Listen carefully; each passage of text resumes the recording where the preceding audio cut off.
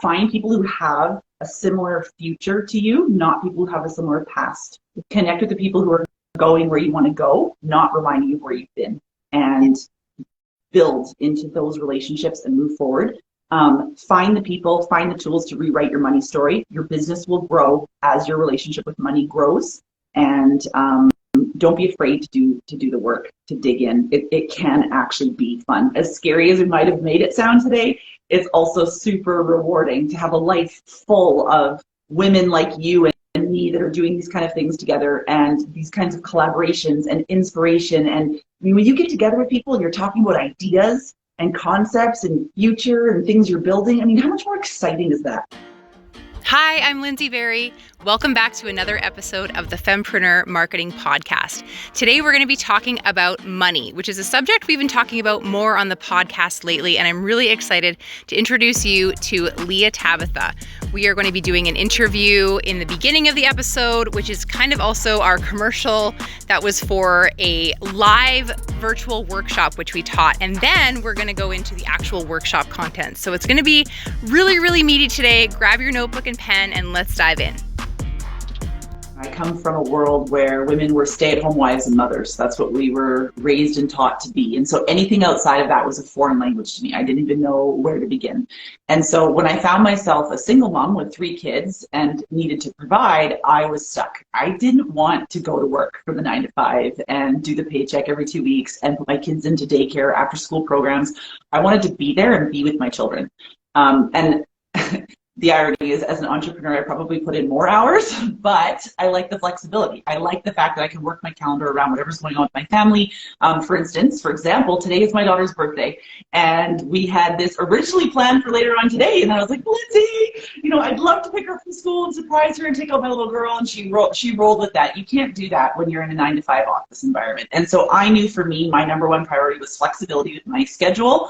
I knew that I had raised my children with a stay-at-home mom for so many years that I didn't want to lose that overnight with them and just go straight into that 9 to 5 world. But I knew that I also needed financial stability. I needed to provide for my kids as a single mom. So I had a lot on my plate that I had to try to navigate and figure out. And it has not been easy. It has been a rocky road to try to figure out what that's supposed to look like.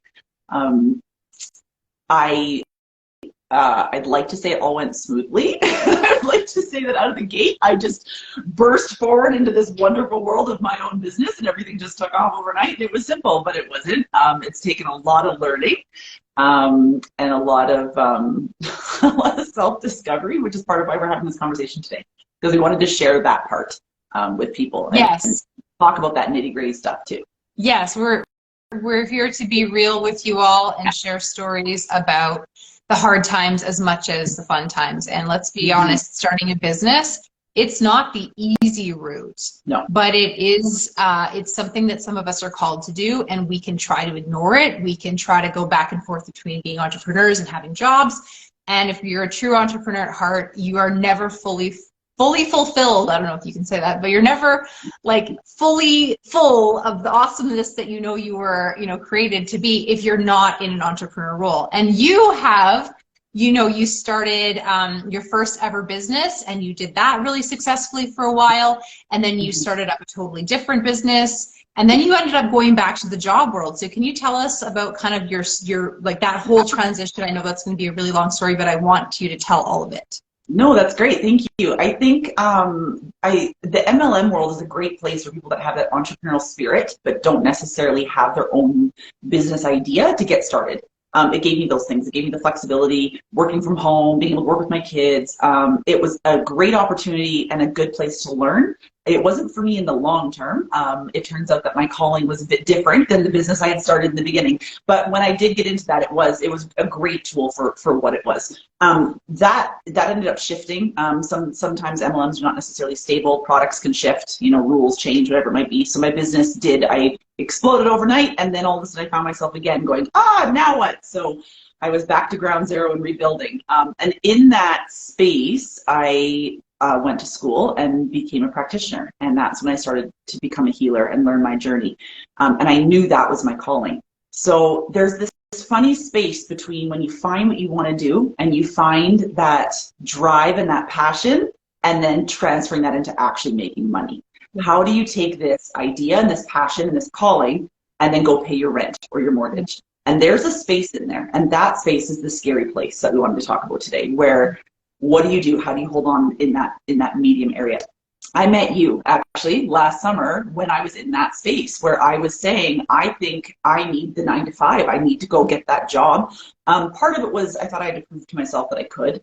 There was something valid, I guess, about working for someone else that was saying that I was worthy, rather than if I was my own boss, building my own business, did it really count? Are you the king of your kingdom if you're the only person in it, was kind of how I was feeling at the time. And so I did. I went to work from 9 to 5. And I was miserable. I was trying so hard to not be miserable, but I worked right throughout the whole summer. I realized I didn't have the flexibility I wanted with my kids. I didn't have the ability to have a long weekend whenever I wanted. I'd have permission to go for a lunch break. I wasn't used to that. That wasn't my world. And not that there's anything wrong with that. For some people, that is absolutely the place that they should be. But for me, it just didn't feel right. And then I met you at Lake Kukanusa last summer, and you were this vivacious, vibrant, just this ball of energy that I met that was like, hey, I help women follow their dreams and build their businesses. And I was like, that's interesting. I'm so glad we met. And on the way home from the houseboat, coming back to Calgary, I knew I was done. And I said, I have to quit this job, and I need to go all in on my business and build this full time. Now that, again, that's not available for everyone. This is my own story. Please do not watch this video and run around and go quit your job unless you have some kind of another backup plan. But I already had enough clientele, enough things that I was doing evenings and weekends that I could jam that into my weekdays and then just start. I had to build quickly in order to get momentum. And that's where you came in. Kind of let us know about what was hardest, what was most difficult about you fully jumping in with 2 feet into your business and not having that kind of that backboard over there that was the job and the paycheck. Like what were the most challenging parts of that? I think, and it's still where I struggle, this is still something I'm getting better at every day. My biggest thing was accountability and feeling valid. So if I've learned this about myself, if I have someone that I'm accountable to, then I show up every time. If I'm in a competition environment, I'll kill it. If it's just me looking at me in the mirror every day going, no one's watching, you could sleep in for an extra hour or two, I'll sell myself out. And I've learned that about myself. That's my story. And I know that this comes and it's a play into our relationship with money, whether or not we feel like we're worthy of wealth, whether we are worthy of that success. A lot of it comes from my childhood story and the work that I've had to do in my journey. But I do know that about myself. I've learned that about myself in my business, which is why I've partnered with Lyndsie at YYC Fempreneurs. I need her accountability. I need those weekly check-ins. I need that coach that's saying, hey, have you done your post today? Hey, have you sent out your emails today? And until it becomes habit. So I think everyone should find some kind of a system that they use as support in the beginning to get that momentum and get it going. Once it becomes habit, I'm pretty good at things. I can keep it going. But in the beginning, man, do I fight uphill both ways with not being accountable to myself to show up, and then am I worthy and valid of the success and things that are going to come with it. And so I think that's the struggle with that entrepreneurial environment is, who's patting you on the back, who's checking in and saying, job well done, what milestones are you using to see, what makes your business successful, what makes you feel like you're doing well, what are your achievements that you're looking for, those goals we talked about, what are your selfish goals that you set for yourself that you know that you're hitting so you know you're doing well. Yeah. One of them for me was 1,000 followers on Instagram. That was a big thing. When I first started, I had, I think, 280 people on my account. And I was like, oh, if I could hit 500, I remember crawling. And then all of a sudden I was like, 1,000, what? One day I'm going to look at it and be like, 10,000, this is amazing. So, what are your milestones that you're setting for yourself? Yeah. I know that's a long answer for your question, but that's probably my biggest thing. No, that's excellent because, you really did mix in, a lot of those, we call them selfish reasons. And on the other side of that are the servant heart reasons, meaning, what kind of impact you want to have on the world, on the lives of the clients that you work with. But like over here, the selfish stuff, and again, it's not selfish to want to be there for your kids. That's a servant heart reason. You want to be a great mom. You want to have a business that you can work around being a mom and driving them to, volleyball practice and picking them up on their birthday and doing, like, you want to have that. And so I think all the fempreneurs or the budding fempreneurs watching this can relate to that, whether it be they have, you know, human children or fur babies, or their aunts, or they have, you know, neighbors that have, you know, like people that they want to spend time with, and they want to have the flexibility to do so. So I think that that's really important. Later, I'm going to ask you more about those servant heart reasons, but right now, I want you to dive a little bit more into the key takeaways, like the good, the bad, the ugly, the do's, the don'ts, those kind of startup steps, even the ones that you took that didn't turn out to be ones you would recommend other fempreneurs take. Take us back to the MLM that you were building. How did you get that started? Tell us kind of those startup secrets. I think being willing to put yourself out there is super important. And listening to the little voice inside your head that says, "Oh, nobody wants to hear what you're talking about," or, you know, nobody wants to. You're gonna bug them, leave them alone. That was the worst enemy, because people were grateful when I was offering something that could help. And a lot of people don't even know that they need the help until you offer it. And they go, "Oh, yeah, I actually do struggle with that. I just thought that was normal." And you're like, "No, not normal. Here, this works for me. Thank you." So I looked at it like, if the roles were reversed and someone had a tool that was working well for them and they didn't share it with me, then I would actually be upset. I would say, you know, did you not care about me enough to think that I deserved to be helped, or that I would have been grateful for the assistance? Like, I'm struggling over here. Why wouldn't you throw me a life preserver? And so I've always tried to stay in a realm of whatever I'm doing, whatever I'm offering people, if the role was reversed, I would want someone to come to me. And so that really helped me to start getting out of my own way and knowing that what I'm doing is for a purpose outside of just, I guess, you have to be on your own growth journey. I don't see a business growing well unless you are growing well as a person too. I think that they are hand in hand together. I think my journey with my business is a direct reflection of my growth in my personal life. I think they are a mirror reflection of each other. I think the more powerful that I get, the more confident I get, the stronger I get, the more healing I do, the more learning, the more growing. I think you should always have 3 or 4 books on the go at all times. You should always be consuming information, listening to podcasts. The more growth, the more connection, the more relationships I make, the more my business flourishes.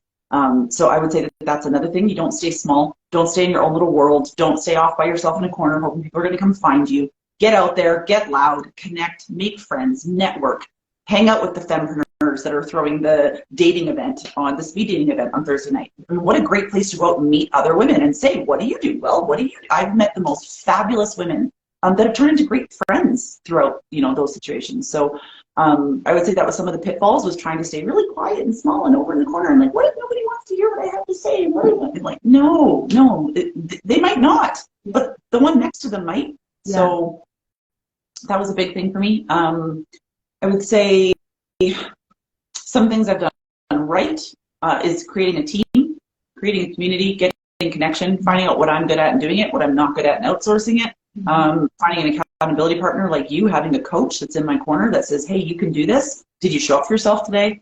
That's been vital. That's been really, really big. And then I would also say something that goes hand in hand whenever you're trying to grow a business. You have to look at business like it's its own life source. A business is its own life outside of you. And so whatever that energy source is that's sitting there, whatever you pour into that, if you don't give it the right nutrients and the right water and the right sunshine and the right things, it won't grow. And one of the things that I believe is vital for any kind of business growth is your money story. If you don't have your relationship with money healthy and strong and vibrant, I don't believe your business can grow, because it doesn't matter how big it gets, you're going to kill it. So for me, one of my biggest things in the last year has been my relationship with money, my childhood story. What did I grow up watching in my home as an example of what was business, what was entrepreneurship? Was it celebrated or was it scoffed? Yeah, tell us about that. Tell us about what you saw growing up. And just a quick plug before you do that, go to leahtabitha.com, learn about how Leah helps people release trauma, helps them heal, helps them do all the things we're talking about also, so that you can sign up for the free event we're doing on May 25th at noon. Okay, back to you. can I plug you too and tell everybody else to go to follow your account, because all of your stuff that you put on there is fabulous. All the free content that you're putting out constantly to support people that are growing their businesses. I think your tools are absolutely vital. So Thank you. They should absolutely be following you as well. I was just at home visiting my family recently. They live in a different province from me, and my mom was sharing a story. My sister, my mom, and I were sitting around talking, and it was for Mother's Day. We were hanging out together, and we were talking about what it was like to be a mom and raising kids, and all three of us are now mothers, so this is new. And my mom was sharing a story. We were talking about money growing up as a kid, and my mom was telling us a story about how, as a mom, we can frame whatever we want for our children depending on the energy and story we tell our kids. And she said one of the most favorite things she used to do when we were little was she would bake us biscuits, fresh biscuits out of the oven, and they were our favorite things in the world, and we would all come running and just devour them. And what we didn't know as kids was that my mother didn't have any food left in the kitchen.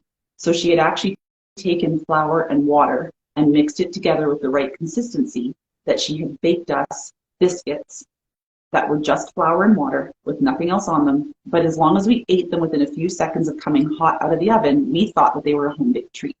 And so my mom was using it as an example of, it doesn't matter how hard it gets, you'll find a way, frame it, tell yourself the positive story, pick your energy.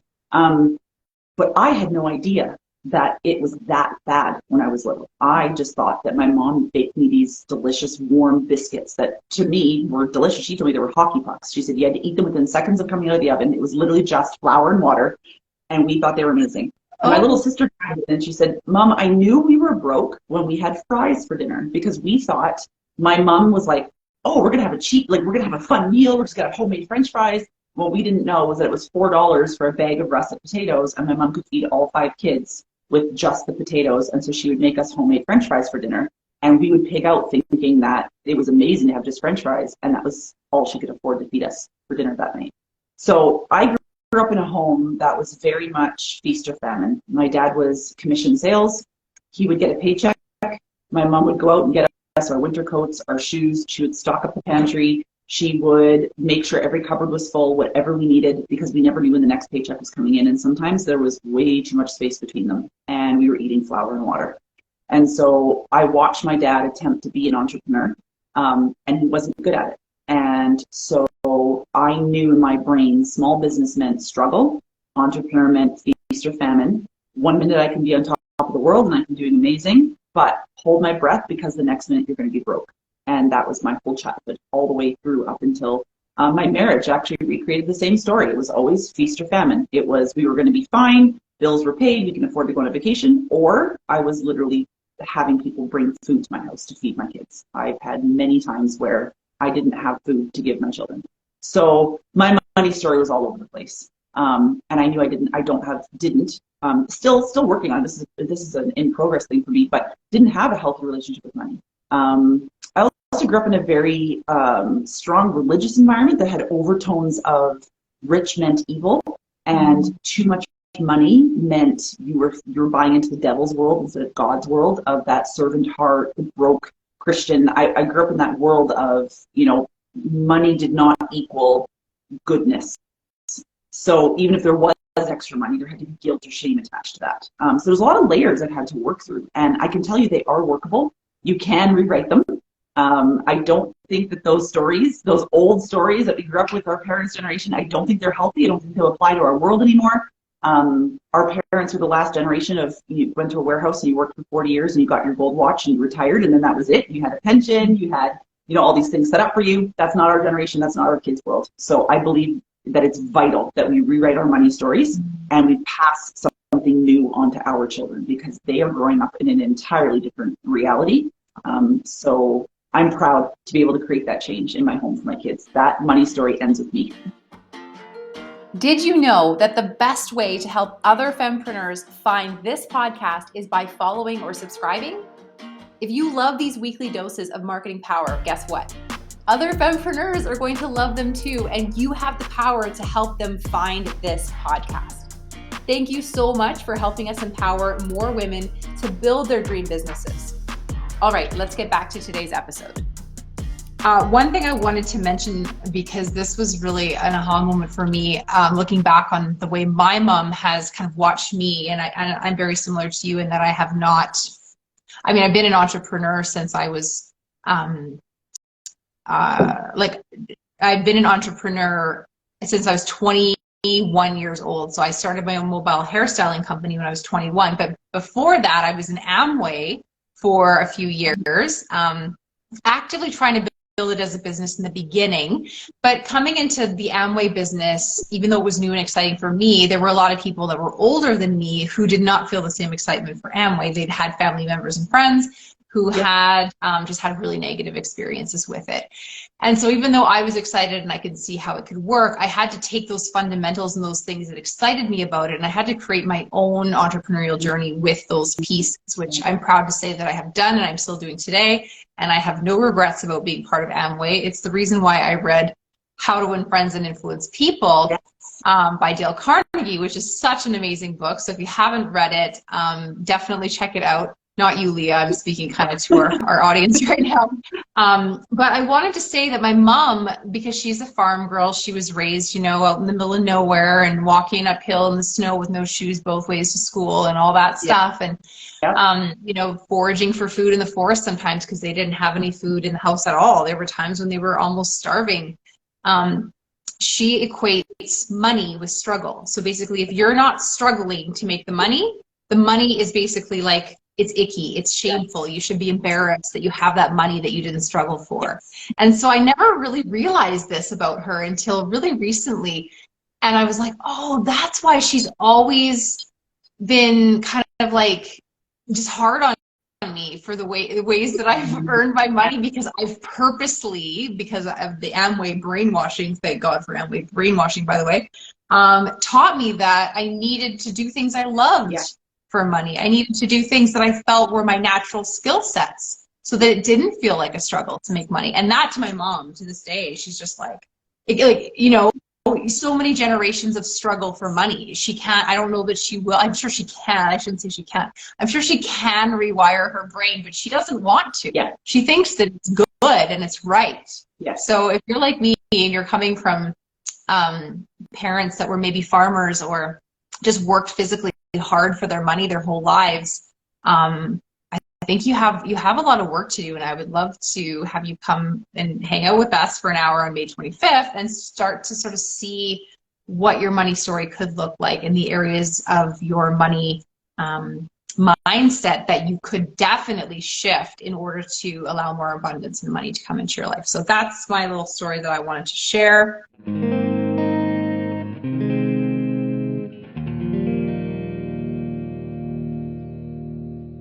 I know in my industry, being a healer, you're supposed to be the broke healer, the struggling healer. You know, you have to be the martyr, the giver, the, you know, I do this out of the kindness of my heart, not because I need to pay my mortgage. Well, no, guess what? I have bills to pay too. And because of the service I can provide for you, you will also turn around and go and be more, you know, wealthy in your own life in whatever area that may be.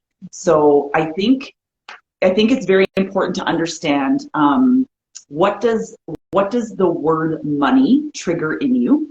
What pops into your head when you hear the word money? And then what does the word rich trigger in you? Because those are two different things, right? We have money tends to be connected to the poor and the struggle and the paying of your bills. Rich is generally connected to the guilt, the shame, the oh, maybe I have to hide that. It can also tend to make people feel like if they're rich, they're going to end up alone, because I have to leave the safety of the family bubble that I've always been in, or the friends I've always had, or the job I hold. If I'm rich, suddenly I won't fit in there anymore. So I need to keep the same temperature setting that my whole life has, because if I change, I'll lose all these things around me. So people are actually— That was a huge block for me. I remember that when I was writing my first book, I had just hired my first ever business coach, and he was really helping me with a lot of this stuff. He was correcting my language, sometimes being like, don't say that. You're speaking what you don't want into existence. And like, so he was really helpful.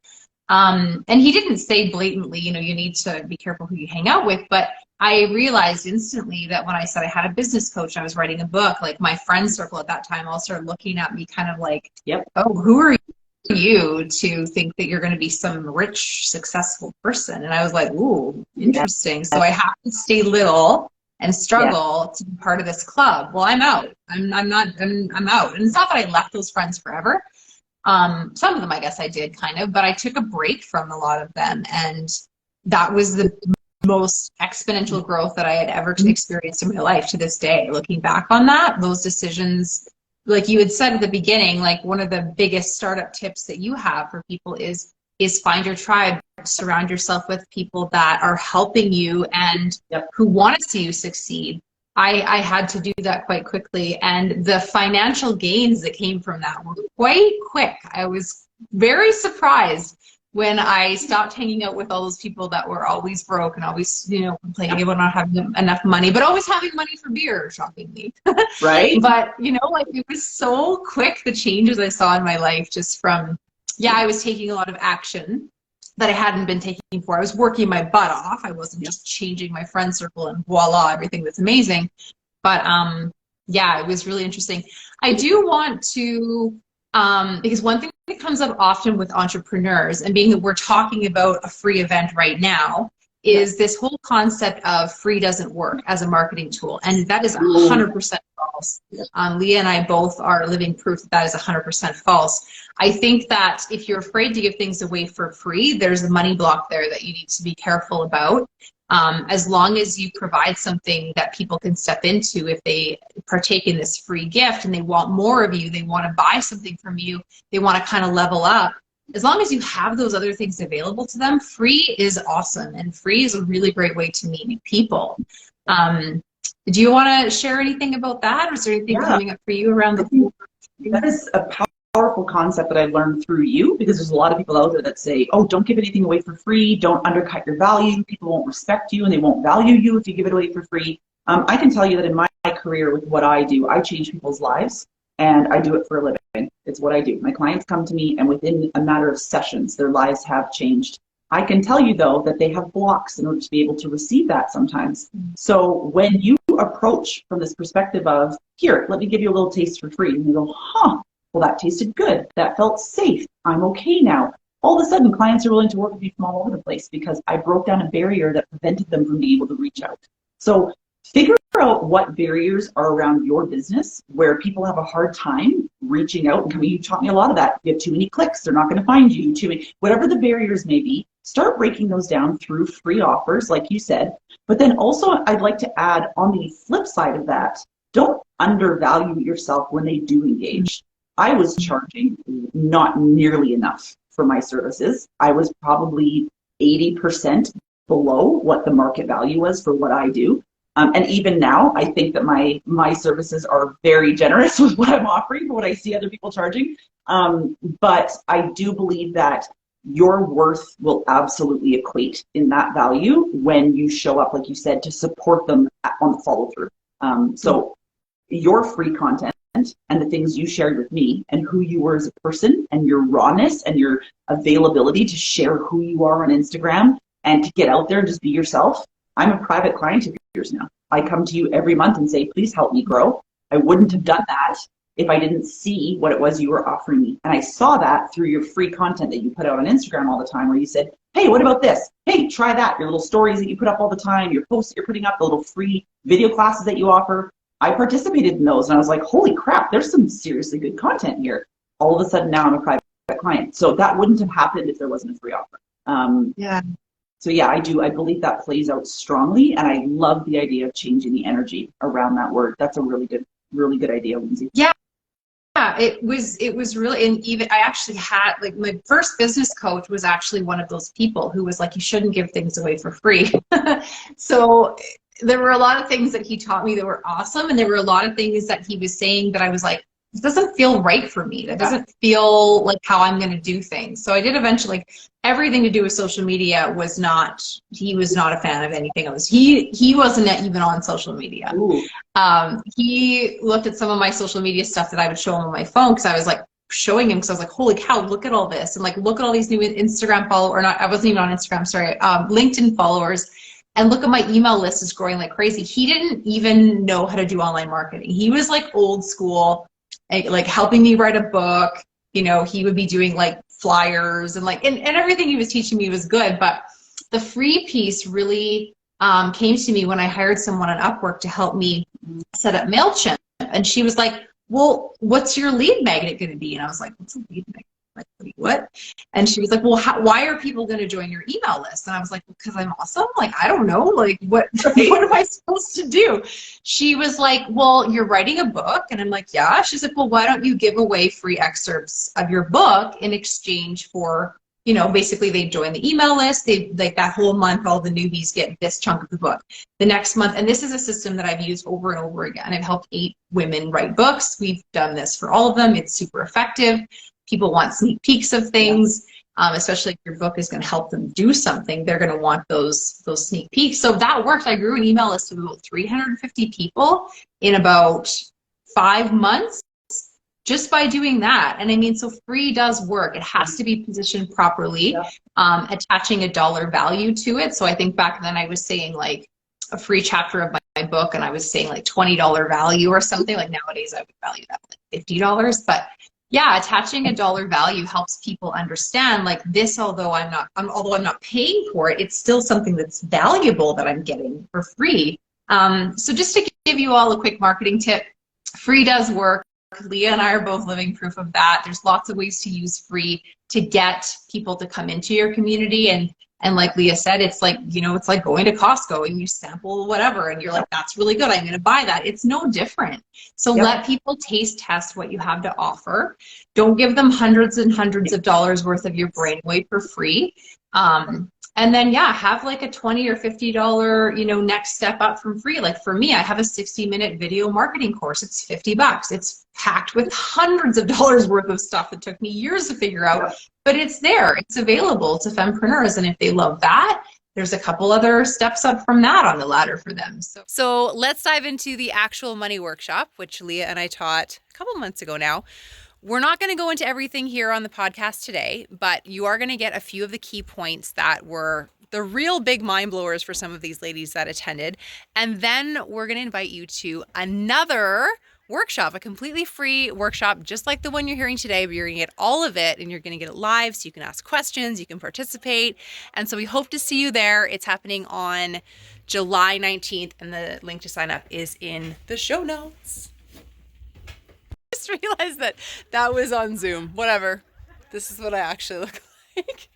And it's raining and I'm going to go back inside. Okay. Today, everyone's here because we're wanting to learn how to interact in a healthy way with money and build a healthy, strong relationship with money. I firmly believe that your business grows as much as your relationship with money can grow, and your relationship with money grows as your relationship with self grows. So all of these things are very intertwined. So if you're comfortable, of course, if your answers are too personal, please don't feel like you have to, but if you'd like to have a more personalized experience today, please pop your answers into the chat for me. So the first question I'm going to ask everybody, if you guys just want to, sometimes closing your eyes helps when we shut off that sensory, and then that way your brain just goes, okay, what's the first thing that pops into your mind when I ask the question? The first question I'm going to ask, and I also want to say, if you don't have time to complete the answer, get the question and write it down. That way at the end of the session, you can go through this on your own time, maybe later tonight, if you're not at Lyndsie's amazing speed dating event in Airdrie later. If you're not doing that, then if you want to just get the question written down and get the energy of the question. What am I trying to get you to achieve on an energetic level? And then later on, go through the questions yourself and just take more time with each of the answers and go in deep, because each time you do these exercises, you're going to come up with more, and it's going to go a little bit deeper for you every time. So don't be afraid to play around with it. And there's no right or wrong. Whatever pops up first, go with that. You can always do it again later and get a different answer if you'd like. So that all being said, let's jump right in. The first question I'm going to ask is, I want you to close your eyes. I'm going to ask you this question, and it's probably going to be a yes or no answer, and it's going to pop quickly. So let's not second guess it. Just go in there right away. The first question I'm going to ask you is, do you have the right to be wealthy and successful? Feel free to pop into the chat and type yes or no. And it's interesting because we think we know ourselves until we start to do questions. So thank you, Sarah, for sharing. I appreciate that vulnerability. Thank you, Shannon. Perfect. Pop those in there. Also, for those of you that don't know Lyndsie, I want to introduce her. This is Lyndsie of YYC Fempreneurs. Give us a little wave, Lyndsie. She's my business coach, my mentor, my accountability partner. She is the lady that is responsible for helping me achieve my recent development and growth in my business. So I recommend anyone who has a business that they're trying to grow, if they're interested in networking, expanding their contacts in Calgary, whatever it might be, you need to be following Lyndsie on Instagram at YYC Fempreneurs. She's absolutely fabulous at what she does. So definitely get in contact with her. And then for those of you who are coming in from Lyndsie's world but don't know myself, I am Leah Tabitha of leahtabitha.com. I am a certified trauma release practitioner, and I specialize in helping people break through their barriers. Whatever it is that's holding them back in life, I don't care if it's physical, emotional, mental, you bring your problems to me, we break through them, we get rid of them, and we move on into a healthier, more abundant chapter of life where we live the life that we are choosing. Next question, and close your eyes. And I want you to hear the question, and then you're going to write this one down, and I want you to write down whatever pops for you right away. When I say this word, and when I ask you this question, what comes up for you? What does money mean to you? Whatever pops quick. I want you to not second guess. I don't want you to think about perfect. Thank you, Sarah, for that quick answer. The faster the answer, the more that is your initial program. That's your quick go-to. When we sit in the answer, we think about it, we come up with what we think we're supposed to say. So your first initial is probably either that inner child, that subconscious mind, whatever's going on in the background. And then when we sit with it, we think we're like, oh no, that answer was a little bit cheesy, or I should say this instead. That's not necessarily your truth. So whatever pops first. What does money mean to you? And then the next one, and I know it might sound like it's similar, but it's not. This is a very different word and there's a very different energy wrapped around it. Your next question is, what does being rich mean to you? Whatever pops for you first. What does being rich mean to you? Now, as you look at those questions later, you might find it's interesting that people have an aversion to being rich. Maybe there's a connotation attached to that word. Maybe being rich means being evil or being a shyster or, not being a good person, whatever it might be. But maybe money itself is something that feels vital to you. You have a different relationship with rich and with money. Those are two very separate things. So we're going to analyze each of those a little bit today. And I want the next question to be the program we're going to address today. So you're probably going to find that this is going to be one of the roots that are in your money story. Okay. So this is something where it's often an if, then, or, not and. I'm going to explain what I mean by that in a minute. What belief is blocking me from making money? What pops up for you when I say, what's blocking you from money? So there's something between you and a whole room full of cash. And what stops you from opening that door? What pops for you first?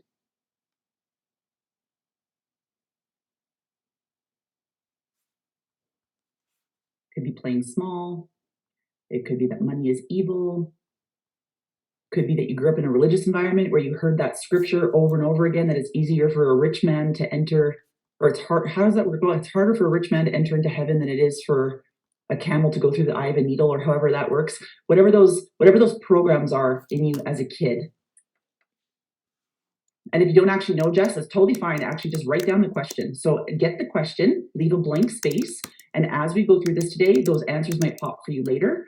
Sometimes the subconscious mind can actually create a block for us where it won't even let us see what that answer is in order to protect us from addressing that part of our person or feeling the pain that's connected to that answer. Yes, it's easier for the camel to go through an needle than for a rich man to drive. Exactly. So maybe these programs, these stories that you heard, they are playing in your mind without you even realizing it. So some of you have done personal development work. Thank you, Lyndsie. Very honest. It won't be fun. It's too hard. I have to sacrifice my free time and my health. I don't want to have to show up every day all the time and work hard, work hard, work hard. Money equals working hard. That's a very common one. And you definitely shouldn't be having any fun. Whatever you ladies do not have any fun when you make money. Okay, so the next one that we're going to go into, and this is going to be an interesting one. There tends to be an if-or program that runs when it comes to money. And this is one I mentioned earlier. It's something along the lines of, if I have lots of money, I will, and there's going to be something that you will possibly lose.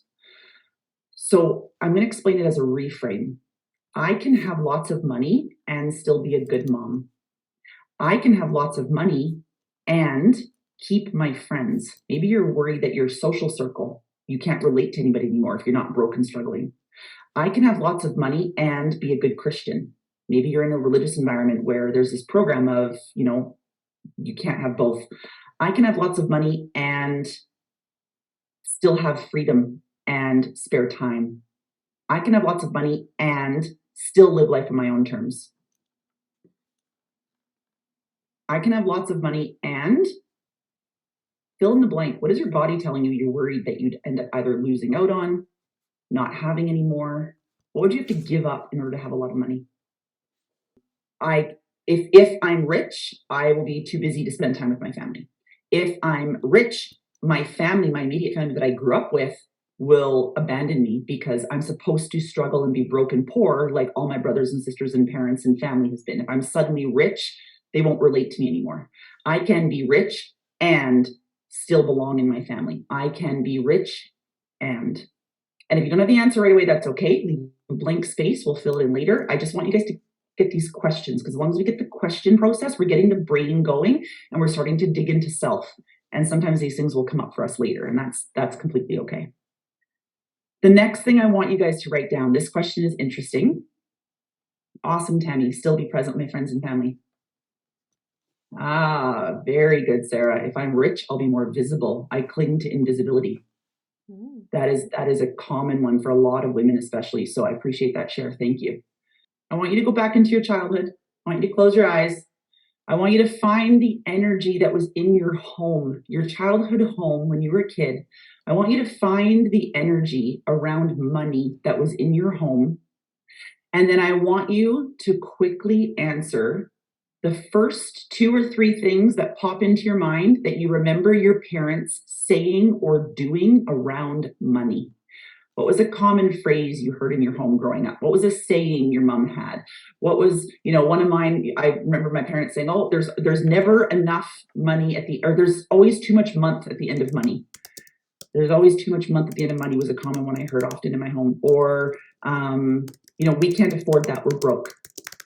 Whatever the sayings were, the common behaviors. If Merrick works more, he won't be home enough. If I have to work to make money, I won't be perfect. The role of the wife, the stay-at-home mom, the feminine energy versus the entrepreneur, the badass moneymaker. Are you allowed to do both? Are you allowed to be a wife, a mother, and an entrepreneur and a badass money-making mom? That's a great one, Sydney. A lot of women struggle with that. Especially in our generation, we are the ones shifting that from our grandmothers who just stayed home and raised babies, and that's what they were supposed to do. So there's a lot of confusion around money for women in our generation. Yes, money is struggle. Rich people are assholes. That is powerful. You didn't get rich unless you did something shisty, something that made you an asshole. That is a very common theme. So do you have 3 things that you remember from your childhood home? Okay, and everybody has their root childhood program now. Yep, perfect. Okay. If we don't give money to the church, we are robbing God. How powerful is that program, Sarah? Very powerful. So guilt, right? We've got a lot of guilt and shame wrapped around money. Okay, and once we've got those 3 things that you remember your parents telling you about money, here's the next one we're going to pop into. I want you to think now about your current everyday life. If you're in a relationship with a partner, with your children, your friends, those people that you keep around you in your social circle, and I want you to think into, I'm hanging out, I'm chit-chatting with my friends, or a bill arrives in the mail, an unexpected bill arrives in the mail, my partner and I open this envelope and we get hit with this photo radar ticket, I guess, whatever it is, whatever this bill that arrives in the mail, those seem to happen. Lyndsy's like me too. Those seem to happen with me. I did Calgary has cameras everywhere and I'm not used to it. So at $100 and something a month, I learned my lesson. I know where all the red cameras are all over Calgary. So whatever that arrives, what's your instant reaction? So I want you to think now, maybe 3, 4, 5 things that are common phrases or words that you catch yourself or the people you surround yourself with commonly using when discussing money. Do you and your friends often, we should go to Mexico on a girls trip? Oh, can't afford it, too broke. Mm-hmm. What's the common phrase that you often hear in your environment? Do you tell your kids, we can't afford that, we're broke? I wish I could, but. We need to get the cheaper one. Stop asking me for things. I don't have any money. What are those instant go-to responses? Okay. Think about your friends. How do you sit and chat around your friends? All of those things, exactly.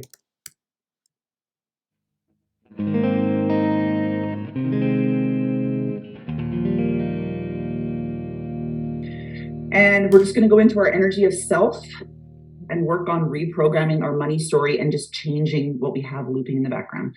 So the first thing that you can do if you get really emotional and things start to come up for you, you can take your big toes and push them down into the ground. And then you can take a nice big breath in, fill up your whole rib cage, hold it. And then when you're ready, you're going to breathe out your mouth all the way down to the bottom of your feet. Pause, push your big toes down to the ground. Breathe back in your nose again, fill up your whole rib cage, hold it. Breathe out your mouth all the way down to the bottom of your feet. Pause. Push your big toes down to the ground. Now, this has a physical effect in your body. We're actually shutting off your vagus nerve, which is your fight or flight reflex. So this allows you to just stay present in the moment with the work that we're doing. And I'm going to get you to repeat after me. So hopefully you're all on mute, but I'm going to get you to repeat after me. When you say it out loud, oh, thanks, Lyndsie. When you say it out loud, auditory goes into your ears goes into your brain goes into the cells of your body, and it recycles through your whole system. So it is more powerful if you do say it out loud. If you don't and you just think it and feel it in your heart, that also works too. So I'm going to get you guys to repeat after me. I forgive myself for believing.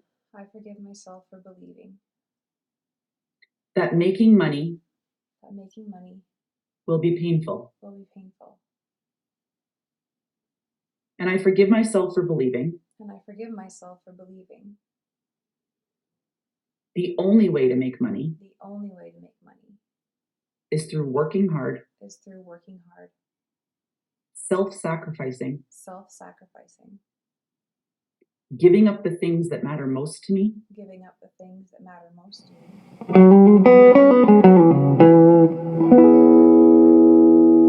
and I'm going to get you guys to learn and focus on how to reframe your thoughts. So in the first portion, we really honed in on what are some of those thoughts that are automatically playing in the background that you don't even realize that you're hitting click run on daily. Now that you're aware, so you can refer back to those answers on how some of those are running in your life, I'm going to show you how you can quickly reframe them in the moment and catch yourself. This works with any unhealthy thought pattern. Okay. Today we're working with money, but do this with anything. Do this with exercise, food, sex, relationships. I don't care what it is. If you have an unhealthy thought pattern, you can flip this and change it. So today we're going to work with money. Now, what is an unhelpful thought, Lyndsie, that you noticed popped for you while we were doing these exercises? So when I asked you what was one of those programs that popped up that was running, some of them could be, I'd rather focus on having fun than making money, or, money can't buy happiness, or whatever it might be. What was a program that ran for you that you caught yourself automatically saying? Yeah, it was both of those kind of over and over again. Okay, perfect. Mostly the money can't buy me happiness, because I pride myself on being a minimalist. I don't really need anything. I like camping. I always joke that I want to just move to the bush and be a bushwoman. Probably start a colony with other fun ladies too, and make my own beer and stuff. But yeah, money can't buy me happiness is the one that definitely came up. Okay, perfect. So money can't buy me happiness is the one we're going to use for this exercise. Now, the key word in her sentence, money can't buy me happiness, is happiness. Okay, so she can't have, remember the and question? She can't have money and happiness at the same time. In order for her to achieve money, she has to give up happiness. So she would have to be struggling, working hard. All the miserable emotions are connected to money for her. So what's your sentence? Write that down. Money can't buy me happiness is hers. The and is money and happiness. Okay, so what we're going to do is we're going to focus on the word happiness. And I'm going to ask her, how is she currently achieving happiness then? Because if she doesn't think she's allowed to access it through money, what is she using instead to achieve her happiness? So when I ask you, what are you currently doing right now in your life, Lyndsie, that makes you happy? There's literally nothing that I'm doing in my life that doesn't involve money, like beer, books, traveling. I don't know, like, new gadgets, laptop, things that I like, new hair extensions, new clothes, like literally nothing that like even going camping, gas in the vehicle, all the food and booze I need to take with me to keep myself happy while I'm camping. New hiking shoes to go hiking with my friends. Like it all costs money. So that's very interesting. Hello, Fempreneurs. This is Laura, producer of the Fempreneur podcast. Thank you so much for tuning in to today's episode. If you want to hang out with Lyndsie and I and other women like you, head over to femteam.com. We'd love to help you grow your business. Talk to you soon. Bye for now.